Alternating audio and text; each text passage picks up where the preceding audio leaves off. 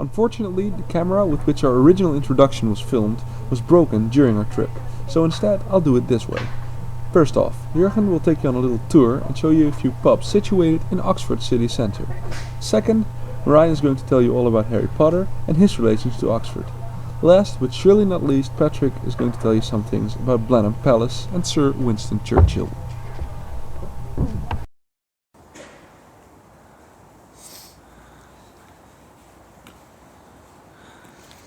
And now I'm going to tell you something about the oldest pub in Oxford, the Bear Inn.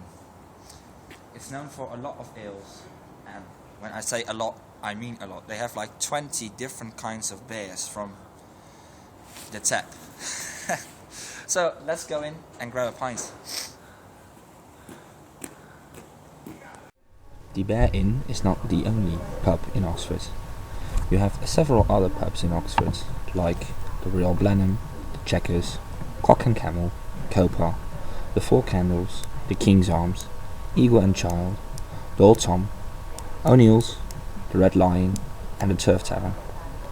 I chose to talk about the Bear because, well, it's the oldest pub in the entire Oxfordshire, so it's quite worth a visit. So we are here at the Bear, and I'm going to ask this lovely lady a couple of questions. Hi, what's your name? Hello. Hello, just a few bit British. My name's Heather. Heather. Yeah. Nice. And how long have you been working here? On and off, nearly 6.5 years. 6.5 years. All right. That's a long time. Yeah. And what do you like especially about this pub? What makes it stand out of the others? To me personally, all the regulars, because we've got lots of people that drink here regularly, so it's like a little family.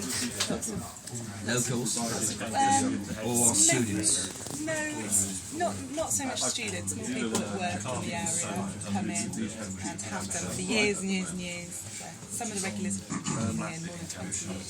Yeah, it's nice. It creates a nice atmosphere. Yeah. Lovely. Do you have a lot of students coming in this pub because it's yeah. close to Christchurch? Yeah, there's a lot of colleges just up the top there, and we're surrounded by colleges, so yeah, a lot of students come in, especially for pub quiz, things like that. That's amazing, that's amazing.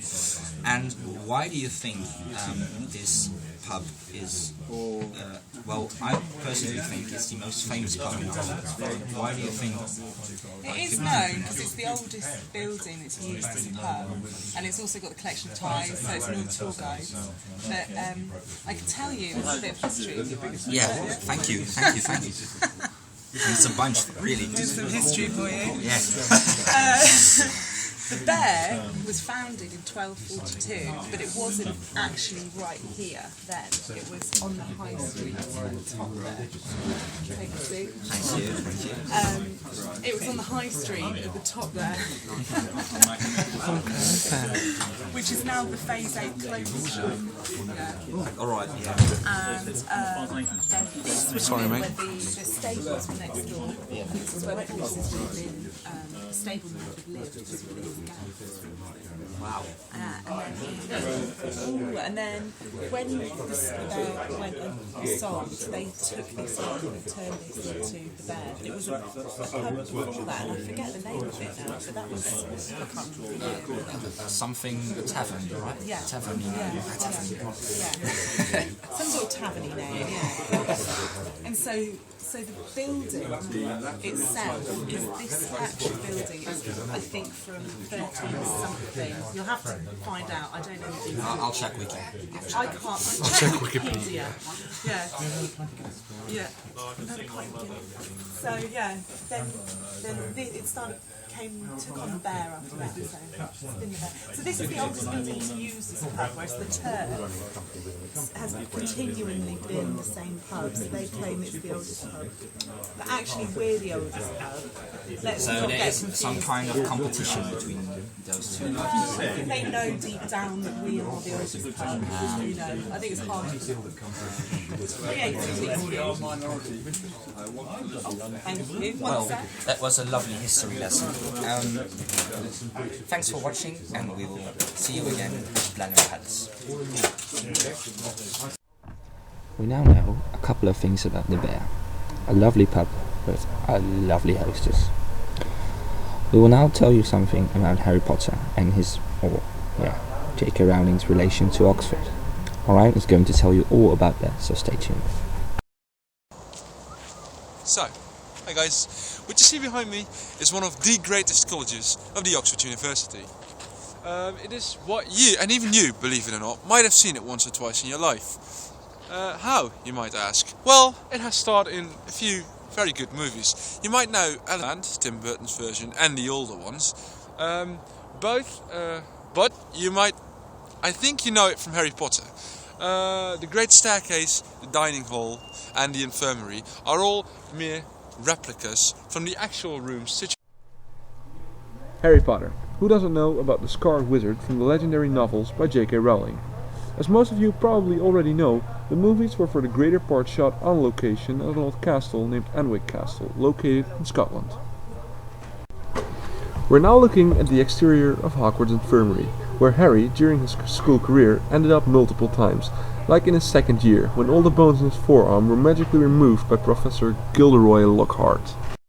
Some things inside Christ Church actually remind us and visualize the fact Harry Potter was shot here. First off, this I want to show you, come on. As some of you may know, others may not, at the end of the book and on Dumbledore's tomb after he died, oh spoiler alert, it says love is stronger than death. This is where they took that from.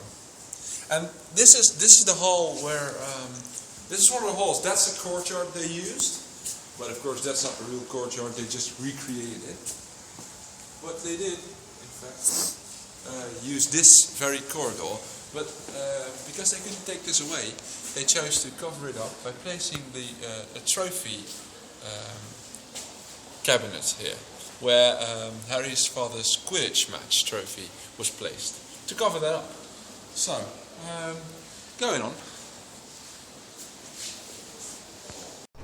When walking through the Oxford Centre, looking at all the colleges, the question as to why the directors chose Oxford as secondary filming location is an easy one. Every college exhales a feeling of ancient history and resembles a lot of locations as they are described in Rowling's novel. Now, imagine being a first year student, walking up these stairs, entering in this entrance hall. That would be impressive, wouldn't it? Well, this room was actually used for a lot of different scenes. First off, the entrance hall. When you look around, you can maybe recognize that the first years walk up this first flight of stairs and then wait right there while Professor McGonagall would stand on top talking to the students. What was also filmed here, come on. Mrs. Norris, the cat, Filch's cat, who died or got petrified in the second year. It was also filmed here, but in the movies it appeared to be a corridor, but actually it's just this part. That's all it took. Yeah, now we're going to proceed to the dining hall. Come on. Okay, the last thing I want to show you is the The last thing I want to show you is the great dining hall. Now, this is the original. As you can see, there were 3 tables, and at the head that's the teacher's table. Problem was, in the book there were 4 tables: Hufflepuff, Ravenclaw, Slytherin, and Gryffindor. So 3 tables just wasn't enough. So they reproduced it, made it, I think, added like half of this, added a table. That's about it what they did. Made the pictures move, and the great dining hall was finished. Now, if you look at the ceiling there, they clouded that in movies, of course, with flying candles and weather. Well, that's about it for Harry Potter. Hope you enjoyed it, and see you later. Thank you, MARIJN, for telling us everything we needed to know about Harry Potter and his relation to Oxford. We now tune in to Paddy, or Patrick, or we call him Paddy, who will tell us things about Mr. Churchill and the residence where he lived, Blenheim Palace. We're here, Blenheim Palace. the place where Winston Churchill, the former British Prime Minister, was born. He played a big part in the Second World War, which is one of the reasons why we're here, apart from the fact that it's just beautiful structures and also, what I have to say is unfortunately, well, we can't take pictures inside, so we can't show you some live footage, unfortunately. But we're going to show you some pictures which we found online, just to make up for this mess. And yeah, I think that's about it. Just look at the gardens in the area. It's really cool, as you can see from the treetops and all. Blenheim Palace is a monumental country house situated in Woodstock, Oxfordshire, England. It is now the residence of the Dukes of Marlborough. The palace, one of England's largest houses, was built between 1705 and 1724. UNESCO recognized the palace as a World Heritage Site in 1987. Blenheim was built as a gift to John Churchill, the first Duke of Marlborough, for military triumph against the French and Bavarians at the Battle of Blenheim, or Blenheim as it is pronounced in Germany. The palace remains the home of the Dukes of Marlborough, the present incumbent of the title being John George Vanderbilt Spencer Churchill, 11th Duke of Marlborough. Like his forebears, he lives for part of the year in the palace, his family occupying the same suite of rooms as the first Duke and Duchess. The palace, park and gardens are open to the public on payment of an entry fee, a maximum of £20 as of December 2012. Separation of tourist entertainment attractions, named the Pleasure Park, from the palace ensures that the atmosphere of a large country house is retained. The palace is linked to the park by a free miniature railway, the Blenheim Park Railway. The progression from home to business has been essential to the palace's survival in the 20th and 21st centuries. Varied commercial concerns include a maze, adventure playground, mini train, gift shops, butterfly house, fishing, cafeteria and bottled Blenheim natural mineral water. Game, farming and property rentals also provide income. Concerts and festivals are staged in the palace and park. Day-to-day control of commercial aspects are outsourced to Sodexo Prestige, a division of Sodexo, while the Duke retains final control over all matters in the running of the palace. The room you see here is the room where Winston Churchill, his full name is Sir Winston Leonard Spencer Churchill, was born by accident on 30th of November 1874, 2 months prematurely, while his mother was still visiting his uncle at Blenheim Palace. Churchill was a British politician, best known for his leadership of the United Kingdom during the Second World War.